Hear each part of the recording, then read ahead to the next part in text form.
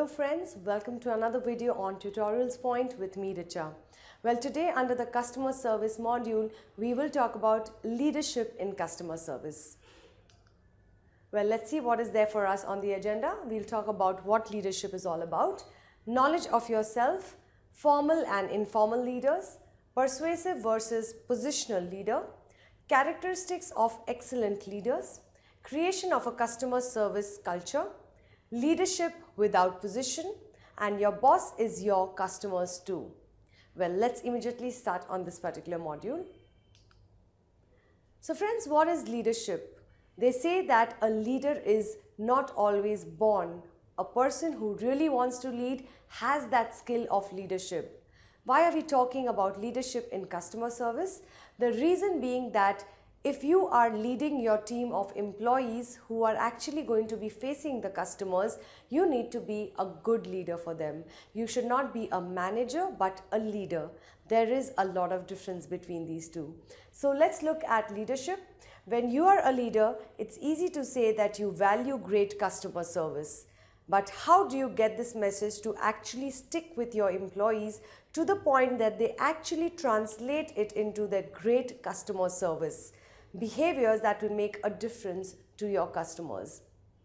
Well, as a leader, you need to walk the talk, which means only if you show great customer service behaviors and great customer service attributes, only then will your employees follow you and take a lead from you.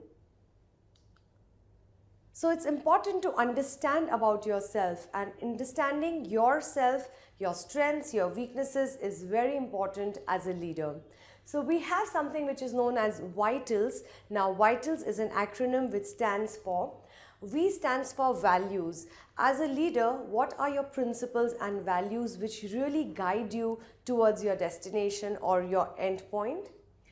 I stands for interest. What are the things that really interests you? In terms of the world knowledge or having a lot of other knowledge that you really require. So what is your interests? T is your temperament. Temperament means the way you handle people. Are you somebody who loses your, is very blunt about situations? Do you react immediately to people? How well are you in control of your temperament, of your emotions, is what temperament is all about.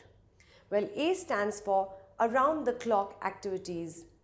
What are certain activities that you indulge yourself into throughout the day? And that becomes important to understand yourself better. L stands for life mission and meaningful goals. As a leader, if you do not have a vision, a mission and certain goals in life, you are not really doing probably that much justice to your role as a leader, and hence it becomes important to know where you're going, where your life is going, which direction you're taking. And S stands for strength. As a leader, what are your strength areas? What are the areas which are your forte areas? So friends, in leadership, it's important to know of yourself much better. There are two kinds of leaders, formal and informal leaders. What is the basic difference between these two and which one is better? We'll now see. Well, formal leadership is where a person is officially designated as the leader of the group. He has been promoted or he has been given the title of a formal leadership, and that is rather what is formal leadership. It's the formal leader's job to organize the available resources, work out the logistics, motivate the team members in order to carry on their tasks to the best of their abilities. So as a leader, if you have been given a formal leadership position, you need to make sure that it's in your hands to really motivate your people, make sure that you're doing everything you can so as to take your people forward. That is on formal leadership. Well, informal leaders are basically the opposite of formal leaders. So an informal leader is not a person he's not got the official designation of a leader. He's not officially designated or appointed as the head of a group. The employees may look up to a colleague who they believe share their goals with them, their vision, and has some knowledge or experience which will help them to realize their goals. So a formal leader is given an official designation, but an informal leader has not been given a appointed or designated as a formal leader. It's just that people like them and people want to work with them. They really motivate and inspire them. So what are the benefits of formal leadership? Well, it's important to understand that just because a person has a formally appointed leadership position given to them does not mean that he can take it for granted. So certain benefits are true leaders don't use power and position. They always go with their gut feeling and they always charm the people, inspire the people. Their skills and attributes determine the outcome. So whatever they are doing, whatever skills they have, everything is related to getting the desired outcome. They value all the team members as equal. There is no biasness or no favoritism that they show to people. Make the effort to communicate in an open and a respectful manner.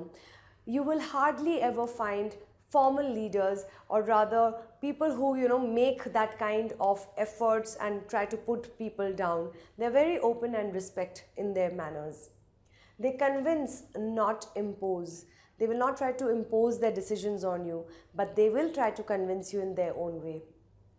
They build respect, rapport, and a good relationship with people. They use their power to empower others. They don't try to misuse the power which has been given to them.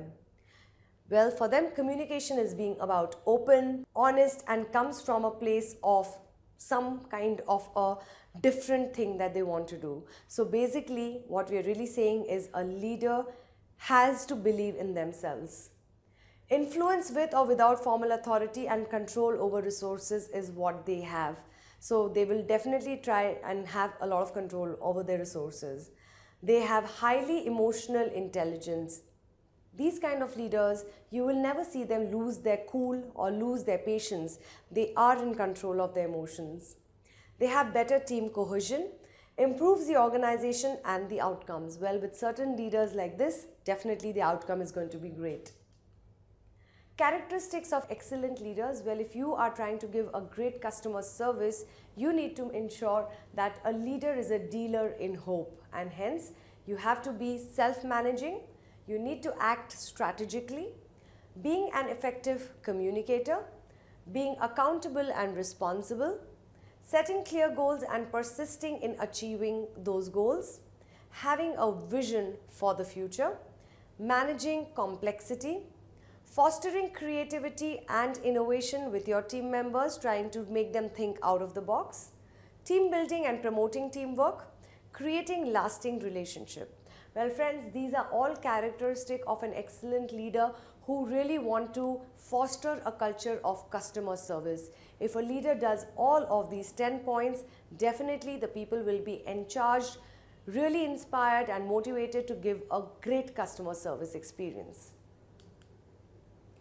Leadership without position. Well, Mr. Robin Sharma said it very beautifully that leadership is no longer about your position. It's now more about your passion for excellence and making a difference. You can even lead without a title. You do not need a position of formally being designated as a leader to really do the work. So that is very essential. Well friends, even your boss or your manager can also be your customer. We at times think customers are only external, but you can have your internal customer as your boss. So thank all the heads for their business and really mean that. Go out of your way to help out your heads. Try to impress your heads as if like you want a raise or a promotion. That is the way you should be really talking to them. Keep your promises and your integrity intact, and hence try to understand that your boss can also be your customer.